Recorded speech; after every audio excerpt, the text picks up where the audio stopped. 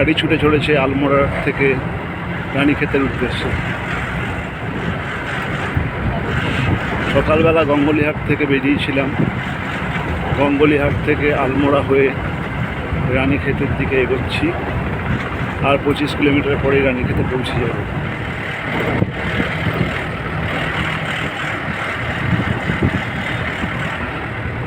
কোশি নদীর পাশ থেকে এগিয়ে যাচ্ছি রানীক্ষেতের উদ্দেশ্যে। বেলা 3:30, আর 8 কিলোমিটার রানীক্ষেতে পৌঁছে যাব। রানীক্ষেত সে বিখ্যাত শৈল শহর, যা রানীর ক্ষেত, তার থেকেই নাম এসছে রানীক্ষেত। এক অসাধারণ সুন্দর শৈল শহর। আর মাত্র 7 কিলোমিটার, হালকা হালকা ঠান্ডা অনুভব হচ্ছে। আলমোড়াতে প্রচণ্ড গরম, কিন্তু রানীক্ষেত পাহাড়ের উপরে এবং প্রচুর পাইন এবং চির আর দেওদারি গাছ। রানীক্ষেত হিন্দি সিনেমার শুটিং লোকেশনের জন্য বিখ্যাত। বিখ্যাত কুমায়ুন রেজিমেন্টের হেড অফিসের জন্য রানীক্ষেত একটা ক্যান্টনমেন্ট এরিয়া, এবং বিখ্যাত তার অদ্ভুত সুন্দর ভূমিরূপের জন্য। ধাপ চাষের অদ্ভুত ক্ষেত্র, রানীর ক্ষেত, তাই রানীক্ষেত।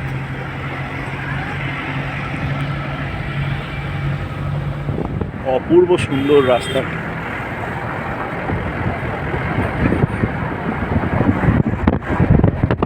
আর 5 কিলোমিটার।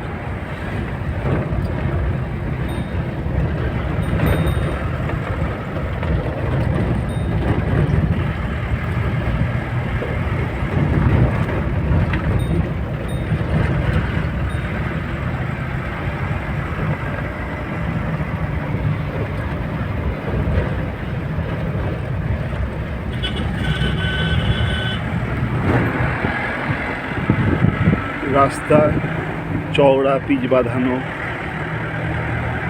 ইনফ্যাক্ট এই রাস্তাতে প্রথম আমি উত্তরাঞ্চলের রানীক্ষেতের রাস্তা দেখলাম যেখানে ঘুমিয়ে পড়া যায়। নাহলে উত্তরাঞ্চলের রাস্তাঘাটের অবস্থা খুবই খারাপ, প্রচুর গর্ত এবং ভাঙাচোরা। কিন্তু রানীক্ষেতের রাস্তা একদম বাঁধানো, মনে হচ্ছে যেন এখানেই শুয়ে পড়া যায়। আসলে রানীক্ষেত যেহেতু একটি ক্যান্টনমেন্ট জোন, তাই এখানকার রাস্তাঘাট সবসময় ঝকঝকে তকতকে থাকে। রানীক্ষেতকে ইংরেজিতে বলে কুইন্স মেডো, রানীর ক্ষেত। আমরা সেই কুইন্স মেডোতে থাকি।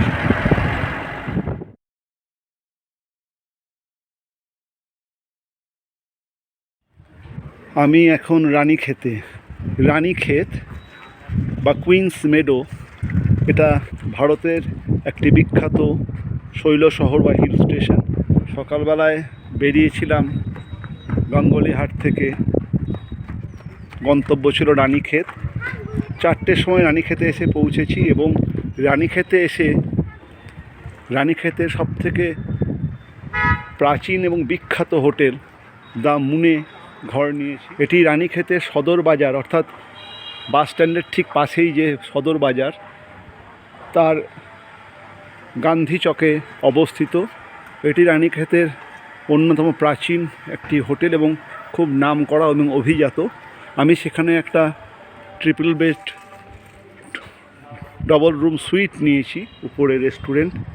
এটা মুনের ডবল বেড উইংস, এখানে সব ডবল বেড রয়েছে, নিজস্ব গাড়ি পার্কিং দেখতেই পাচ্ছেন। এই হোটেলের সবথেকে বড় বৈশিষ্ট্য, এটি রানীক্ষেতের অত্যন্ত প্রাচীন এবং নামকরা একটি হোটেল, যাদের নিজস্ব আউট হাউস এবং 2টি বাগান, ছোটদের জন্য একটি দোলনা সম্বলিত খেলার ছোট বাগান এবং আরেকটি ফলের বাগান রয়েছে। কিচেন, ডাইনিং, এবং দেখুন ওইদিকে একটি গেট, এদিকে একটি গেট। এটি রেস্টুরেন্টের প্রবেশের গেট, ওটি হোটেলে ঢোকার গেট। আমরা আবার সামনে যাচ্ছি, এবং সদর বাজার।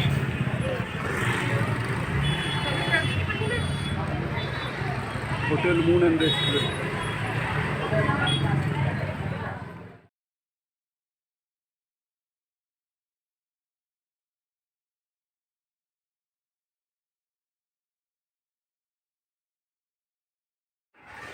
রানীক্ষেতের বিখ্যাত পঞ্চেশ্বর মহাদেব মন্দিরে, শ্রী পঞ্চেশ্বর মহাদেব মন্দির রানীক্ষেত।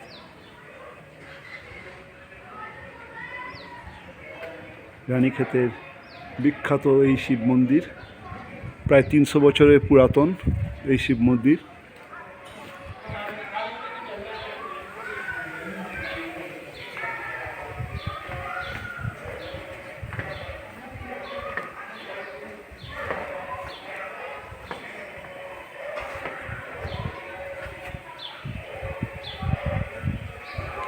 পঞ্চেশ্বর মহাদেব মন্দির রানীক্ষেত, এবং মন্দিরের চতুর্দিকেই দেখুন বিশাল ধর্মশালা, যেখানে প্রায় 50টির মতো রুম রয়েছে এবং সেখানে লোকেরা সব থাকতে পারে।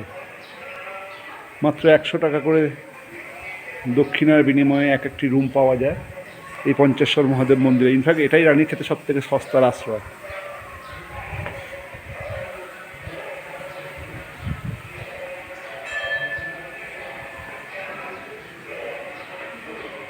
পঞ্চেশ্বর শিব মন্দির রানীক্ষেত, মন্দিরের বিশাল চত্বর এবং মন্দির লাগোয়া বিশাল ধর্মশালা, যেখানে মাত্র 100 টাকার বিনিময়ে আপনি একটি গোটা রুম নিতে পারবেন। ইনফ্যাক্ট প্রচুর লোক, রানীক্ষেত এমনিতে খুব কস্টলি জায়গা, হোটেলের রেট খুবই বেশি, এবং প্রচুর লোক এই পঞ্চেশ্বর শিব মন্দিরে এসে এখানে মাত্র 100 টাকার বিনিময়ে এই যে ধর্মশালাটি আছে সেখানে তারা থাকে। মাত্র 100 টাকায় একদিনের জন্য একটি রুম পাওয়া যায় এবং সঙ্গে সেপারেট পায়খানা বাথরুম, খুবই ভালো ব্যবস্থা এবং বিশাল চত্বর। এবং সব থেকে বড়ো কথা, দেখতেই পাচ্ছেন এখানে বিশাল যজ্ঞের জায়গা, সামনে পঞ্চেশ্বর মহাদেবের মন্দির, যার মূল দেবতা শিব, এবং বাকি আরও 4টি মন্দিরে পূজিত হন ভগবতী, রাম, সীতা, লক্ষ্মী মাইয়া প্রভৃতি।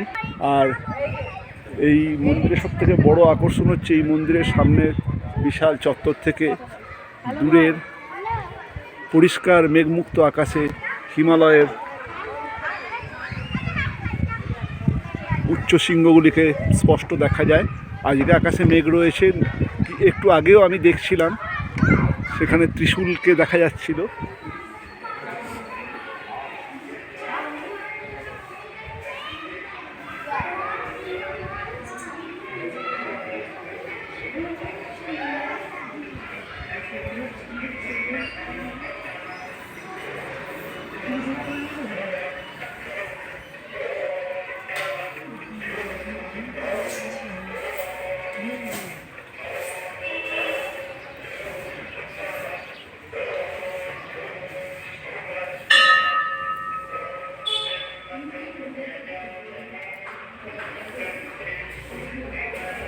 বাবা পঞ্চেশ্বর মহাদেব,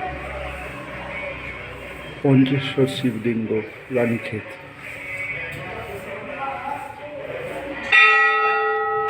শ্বেত পাথর এবং শ্বেত পাথরের তৈরি বিশাল শিবলিঙ্গ এবং উপরটি রূপোর পাতে বাঁধানো। শ্বেত পাথরের শিবলিঙ্গ এবং উপরটি রূপোর পাতে বাঁধানো, দেখুন সম্পূর্ণ রূপোর পাতে বাঁধানো। উপরের ঘরটিও রূপোর, যেখান থেকে জল বাবার মাথায় পড়ে। খুবই জাগ্রত, 300 বছরের পুরনো এই মন্দির, অসাধারণ।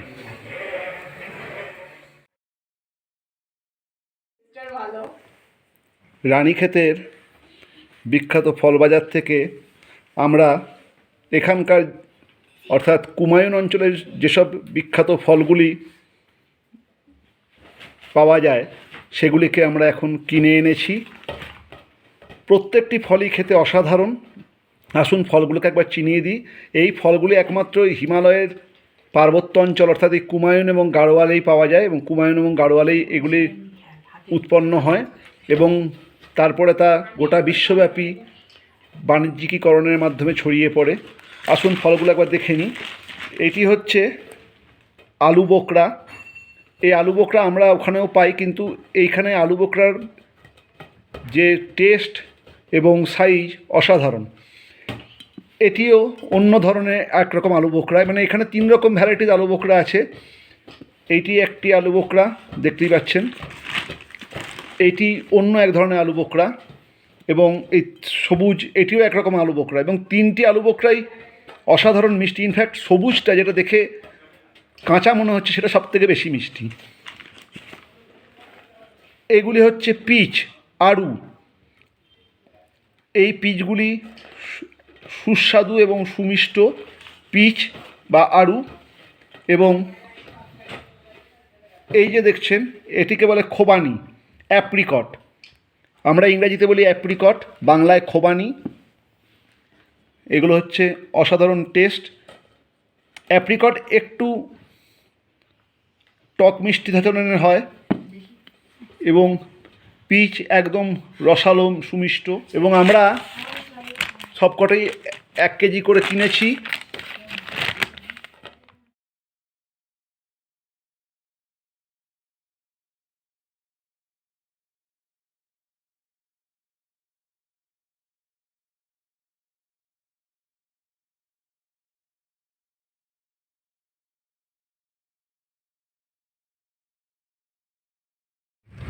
বৃষ্টি স্নাত রানীক্ষেতের রাস্তা ধরে আমরা এগিয়ে চলেছি।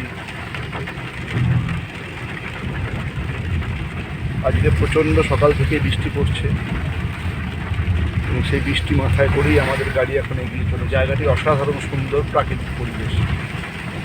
বেসিক্যালি রানীক্ষেতে এমনি দেখার কিছু নেই, আছে খালি নৈসর্গিক শোভা, এবং আমরা সেটা খুব এনজয় করেছি। আর এই বৃষ্টি স্নাত পাহাড়ি অঞ্চল কেমন হয়, এই সকাল থেকে বৃষ্টি পড়ছে, আপনারা দেখুন বৃষ্টি স্নাত পাহাড়ি অঞ্চল। রিম, কেমন ঘোরাঘুরি হলো? রাই কই? রাই সবসময় চোখ বন্ধ করে এনজয় করছে। অনিন্দিতা চোখ খুলে, রিম ঘোমটা মাথায় দিয়ে এবং রাই শুয়ে। আমাদের দাদা হাই তুলছে, হাই তুলতে তুলতে আমাদেরকে নিয়ে যাচ্ছে। বৃষ্টিস্নাত পাহাড় চট করে দেখা যায় না, এখন সেটা দেখছে। দেখুন আকাশে বজ্রগর্ভ মেঘ এবং কালো হয়ে আছে। অসাধারণ সুন্দর লাগছে এখন রানীক্ষেত।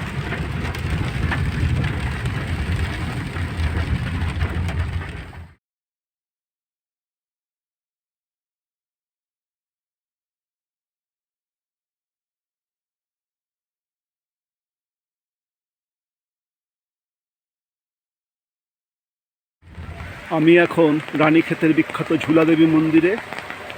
দেখুন ঝুলাদেবী মন্দির, রানীক্ষেত। এই মন্দির ঘণ্টাওয়ালি মন্দির নামে পরিচিত। ভক্তরা তাদের মনস্কামনা পূর্ণ হলে ঘণ্টা দিয়ে মায়ের পুজো দেন। দেখুন প্রচুর ঘণ্টা লাগানো আছে। ঝুলাদেবীর হিস্ট্রি দেখুন।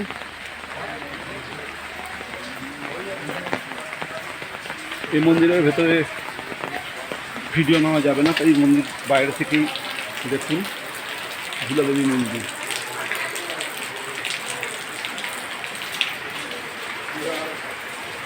প্রচণ্ড বৃষ্টি পড়ছে, বৃষ্টির মধ্যে আমি দাঁড়িয়ে আছি।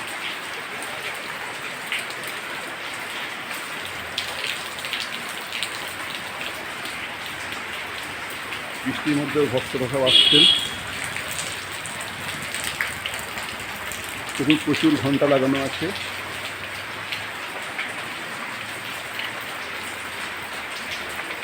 ভক্তরা মনোবাঞ্ছা পূর্ণ হলে ঘণ্টা দিয়ে মায়ের পুজো করেন। সেই জন্য ইনি ঘণ্টা দেবী মন্দির বা ঘণ্টাওয়ালি মন্দির বলেও এই মন্দির পরিচিত।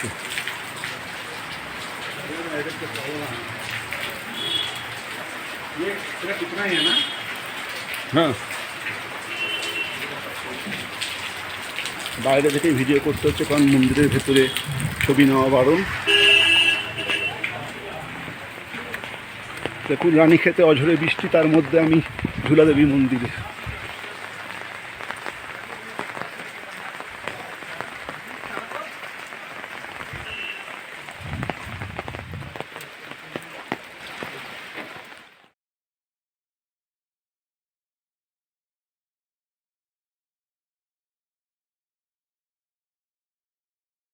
রানীক্ষেতের বিখ্যাত মনস্কামনা মন্দিরে সকালবেলায় বেরিয়ে প্রচণ্ড বৃষ্টি পড়ছে, তার মাঝে চলে এসেছি রানীক্ষেতের বিখ্যাত মনস্কামনা মন্দিরে। মন্দিরটি সম্পূর্ণভাবে মিলিটারির দ্বারা পরিচালিত, সেজন্য ভেতরে কোনো ছবি নেওয়ার অ্যালাউ না। আমরা মন্দিরের বাইরে থেকেই ছবি নিচ্ছি।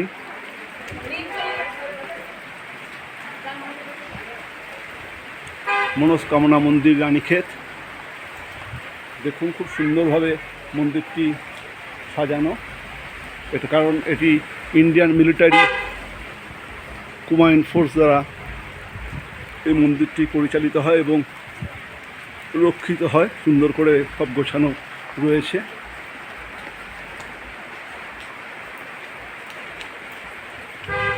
মনস্কামনা মন্দির রানীক্ষেত এবং মন্দিরের ঠিক উল্টো দিকেই রয়েছে একটি গুরুদ্বারা। দেখুন